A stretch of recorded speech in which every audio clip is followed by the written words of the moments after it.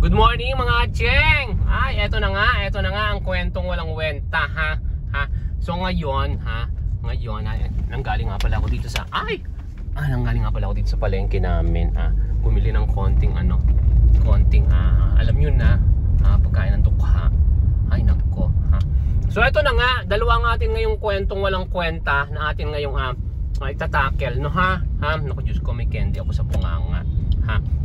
So eto na nga ha. Ito na nga mga bakla ha, sandali lang at ako tatawid muna baka madali. Sandali ha.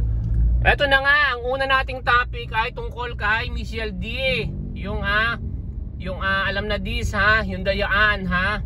At pangalawa ay susubukan natin na habulin pa itong viral ngayon. Ano ba ang viral ngayon? Ay di siyempre yung tungkol sa ice cream. Yung ice cream na tsaka yung bata. Diyos ko, kawawa naman yung bata na yun. Loko kasi yung So ito na nga Michelle D. Nag-file na nga ng bankruptcy ang transgender na bading ha. Oy, wala akong sa mga bading ha. Doon lang ako nabubuwisit sa transgender na yun ha. Na mukhang tipaklong na mukhang tuko na bading. Ewan ko ha. Naku ha, at yung kanya mga pang-aazar ha. Move on ka dyan, move on ka mukha mo ha. Si Michelle D ha, halatang pikon-pikon na. Pero nagaano pa rin siya, poise pa rin siya. At kumbaga ay parang pinipigil pa rin niya. Pero hello Michelle D, nandito ka na sa Pilipinas ngayon ha. Kinakailangan po lahat po ng mga organization dito ng Miss You sa Pilipinas ay nako, kung kinakailangan mag press release, magpa-media ha, at kinakailangan talagang tirahin talaga yan ha sa mga pandarayang ginagawa. Imaginein mo ha, alam siyempre ng cameraman kung sino ang kasama sa top 5, kung sino ang basta alam ng cameraman yan dahil siyempre naku Diyos ko, ang traffic. Ay nako ha, dito na nga lang kaya ako dumaan sa kabila. Sige na nga, dito na nga lang sa simbahan ha. So ano ang ginawa ha? Nung tinawag na ha ang kasama sa top 5 ha? Ang picture, lumabas ang picture ni Michelle D ha? Pero ang tinawag ay yung Miss Thailand ha? Diyos ko Lord ha? Kayo talaga, pagawaan talaga kayo ng retoke dyan sa Thailand ha? Nako ha? Diyos ko, nagigigil talaga ako. Maling-mali na kaagad yun eh. At saka noong pa pati presidente nila nag-resign na. At alam ang nangyari mga dayaan.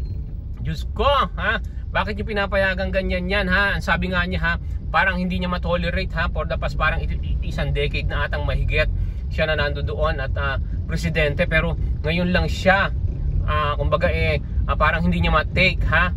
So tapos nag-file ng bankruptcy ha, ang transgender na bading ha, ang sabi ay parang walang mga mga commercial support etc. Paano ba naman susupport sa inyo ha? Para kayong, alam mo yun ha, para kayong kumbaga para kayong pare pagkatapos ang inyong negosyo ay prostitution. Ay naku Diyos ko, nanggigigil ako dyan sa bading na yan na hindi ko na ma-pronounce ang pangalan yan. Hindi ko naku Diyos ko, ang pangit ng pangalan. Parang yung si Madam Okrang. Sino nga yun? Yung pangit na nagpunta dito sa Pilipinas pagkatapos, ay naku basta ha, nanggigigil talaga ako.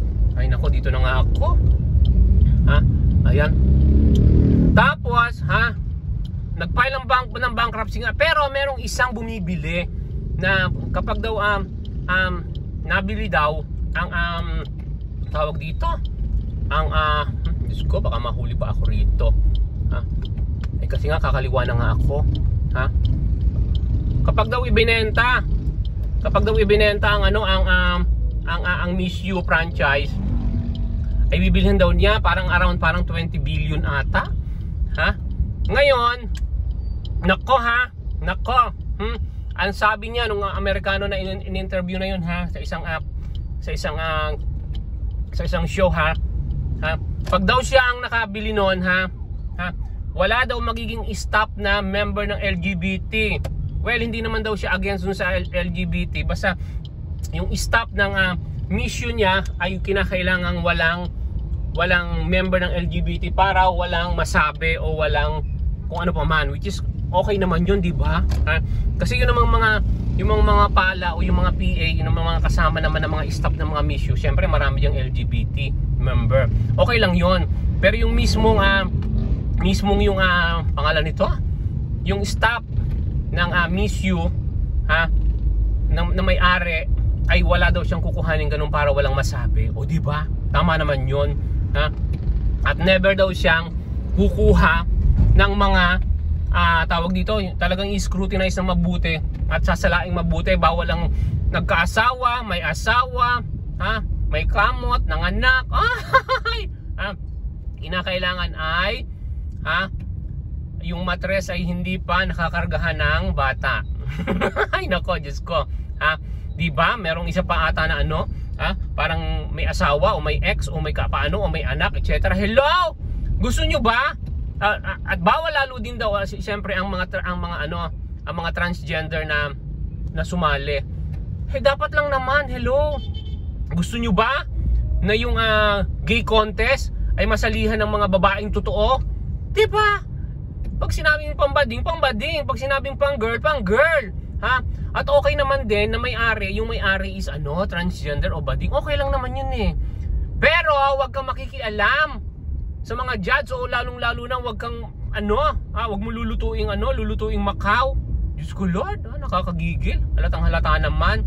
Tsaka kung kayo man luluto, medyo galing-galingan nyo. Diyos ko, hindi yung halatang halata. Nakakagigil kayo, Tapos, bawal daw ang yun nga yung sasali ka na transgender, syempre naman Tapos ito nga pala po ang simbahan ng Antipolo. Sa mga hindi po nakakaalam, ito po dumaan po tayo sa simbahan ng Antipolo. Ay, ang laki talaga. Tapos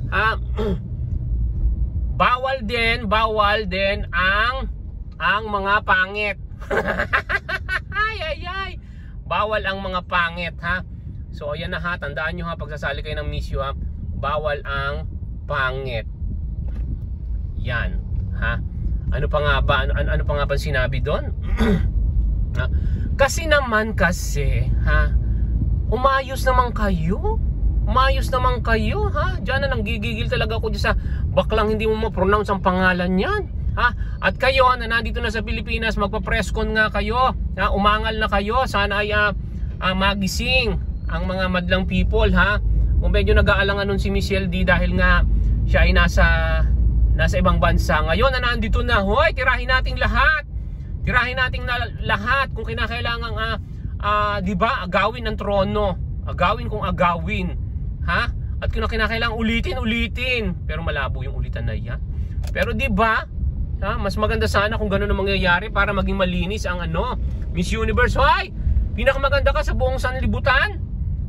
Pagkatapos, ay naku Diyos ko nako, mukhang alien talaga yung hayop na bakla na yun. Kamukha ni Tae-Tae dyan. Ay, nako nako, oo nga kamukha nga ni Tae-Tae dyan yun. Yung bading na Thailander. Ay, nako, oo nga ba't nga ba siya naging kamukha nun? Diyos ko Lord, baka naman dati siyang bading. Oo nga. So ayun na nga ang system mga bakla So kinakailangan nga pong magkaisa tayo at tira-tirahin natin yung bading na yan Tira-tirahin natin yung Miss You na yan Bankruptcy. Baka style mo lang yan. Ay nako, nanggigigil talaga ako. Ang pangit-pangit mo. Yan tuloy, nagiging personal na ang laban mukha ka daw tuko na bading. Ay, grabe Okay Michelle D At isa pang siste nga pala nako baka may kalagyan ka rin Michelle D kasi nga ang sabi nga nung iba ang iuwi mo Michelle D ay corona, hindi yung Thailand yung Thailander na babae. Kasi nga alam naman natin na si Michelle D ay medyo parang bay ata yun. Oo, parang bay ata yun. So, yun ang nangyari Lagi silang beso-beso ng Thailander. Ay, nako, Diyos ko So, ayan na nga Ayun na nga, pero still ang ganda ng kanyang mga costume, ang ganda ng kanyang mga hindi nga siya sumakay sa aeroplano nung pagpunta dito sa Pilipinas. Bakit? Hello! Lumipad siya mag-isa. Di ba? Di ba yung kanyang costume is ano? Yung eroplano siya? Di ba? Saan ka pa? Biruin mo yun, ha? Magpi-picture taking, ha? Tapos tinanggal siya dun sa picture taking, hinila siya bigla. Ang sabi may sakit daw siya. Hello! Grabe, sobrang mga kahihiyan talaga ang ano mo, ha? Hindi ka kasi nakinig sa nanay mo. Ang sabi ng nanay mo, baklain mo. Ayan, hindi mo binakla kasi nga bakla nga ang ano, ang owner, hindi mo binakla. Pero bakit nga ba tayo parang tayo lang ata ang kinakayang-kaya doon, ha? Doon sa mga bansa na yun, ha? Loko ka talagang bakla kang mukha kang tukong bakla. Nako, Diyos ko, ha? Transgender kang, nako, bruha ka. Ang pangit mo, kamukha ka ni Tay dyan, ha? Tapos, eto na nga, ha? Mapunta naman tayo doon sa ano, sa bata na nag-ice cream, ha? Naku, Diyos ko, ha? Yung tatay kasi, sira ulo naman talaga yung tatay na yun, ha? Pero sabi ko nga, kahit ako man yun, ha? Hindi ko bibigyan yung bata. Ang sasabihin ko, aayusin ko lang ang sabi. Nasaan ang nanay mo? Ha? Halika, samahan kita, ha? Doon ka magpabili sa nanay mo, ha? Ha? Ganun, ha? Ay, ang pangit kasi ng kanyang approach. Unang-una, inalok pa niya. Sabi niya gusto mo, pagkatapos sabi, teka lang, hindi naman kita anak, ha? Doon ka sa nanay mo magpabili. Ay, yung bata nakanganga na, Diyos ko Lord, ha? Yan tuloy nabas tuloy yung ano, ha? At saka tandaan nyo, ha, bawal po ang walang permission na mag-post ng may mukha ng bata, ha? Sana man lang sinabi mo, ma'am, po pwede bang i-post ko ito? Siyempre, kung pumayag siya, pero kahit na pumayag siya at nag-click yun, at alam mong binabas yung bata o yung kwento na yon, ha, i-delete mo. Hindi nakipagtalo ka pa doon sa mga nagko-comment sa iyo. Ay, loko-loko talaga tong ano to. Kung gusto mo sumikat, well, yan, sikat ka na. Kaya lang magkakaroon ka ng kaso na ano, cyberbullying. Yan, visit ka, ha. Kapal kasi ng ano mo, ha. Wala ka sa hulog. Pero yan, kung gusto mong mapansin ng social media, lalo na sa TikTok, ayan, napansin ka na, ha? Visit ka, ha? Pero ito pa ang isang siste, ha? Sa mga may-ari naman ng anak, ay, parang ang mali ata ang grammar, ha? Kayo naman kasi, ha? Kung lalo na't nandiyan sa ganyang public, o nandiyan sa ganyang nandiyan sa mga ganyan, ha? Bantayan nyo ang anak nyo. Bantayan nyo ang anak nyo. Malay nyo ba kung nakuha na ng ibang ng ibang mga masasamang loob, ha? At Diyos ko, ha? Miski pa anak ko yon, ha? Kung may mag-aalok sa anak ko ng ganun, sasabihin ko, dapat pangaralan, ha? Ang unang pangaral niya na nasa magulang. Ngayon kung sasabihin na hindi pa mapapangaralan yan kasi makulit pa yan, etc. Hindi rin. Nasa pangaral yan ng ng magulang, ha?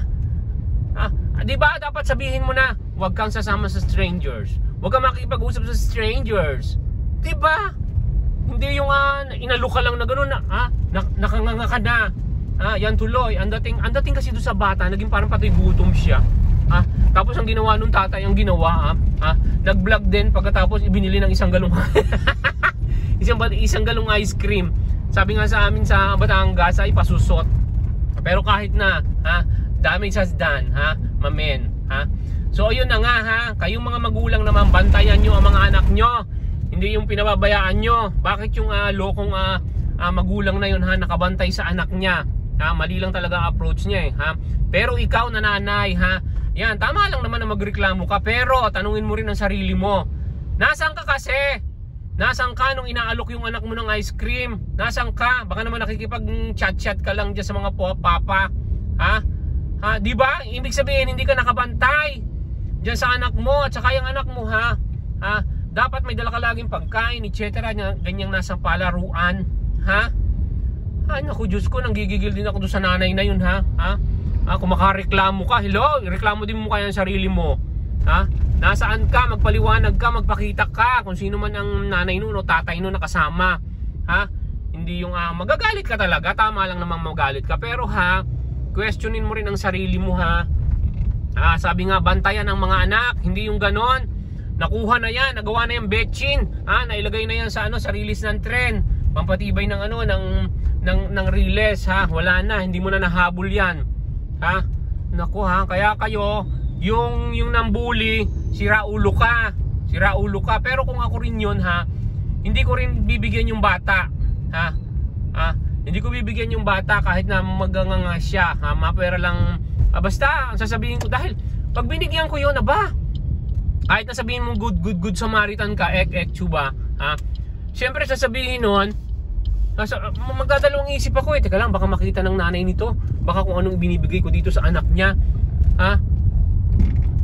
Talagang sasabihin ko, hoy bata, halika, nasaan ang mama mo? Maganda ba ang mama mo? Yummy ba? Ha? Pakilala mo naman ako sa mama mo. Halika, dadaling kita sa mama mo. Ha? Tapos pag nakita, hoy mama, ito po yung anak ninyo. Oh, patay gutom. Ha? Siya nga pala, anong pangalan mo? Ha? Ako nga pala si DA. Patay tayo dyan. Ha? Baka may magalit. Ay! So yun na nga ang siste, ha? Yun na nga po, ha? Ha?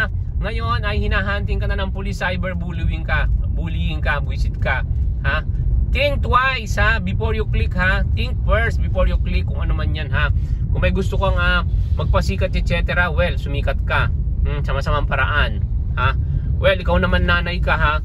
Wag din naman, tingnan mo din naman ang ano mo, tingnan at questionin mo rin naman ang sarili mo bilang magulang, ha. Nasaan ka nung inaalok ang anak mo ng kung ano, ha? Nasaan ka? Ha? Sinong kausap mo? Nasaan ka? Ba't hindi ka nagbabantay ng anak mo? Gaga. Gigigil ako sa iyo, ha? So ayun na nga, ha. So hanggang dito na lang, ha, mga kapatid, mga bakla. Ay! Diyos ko! Ang daming issue sa TikTok, ha? Ang daming issue, ha? These are the mayaman and those are the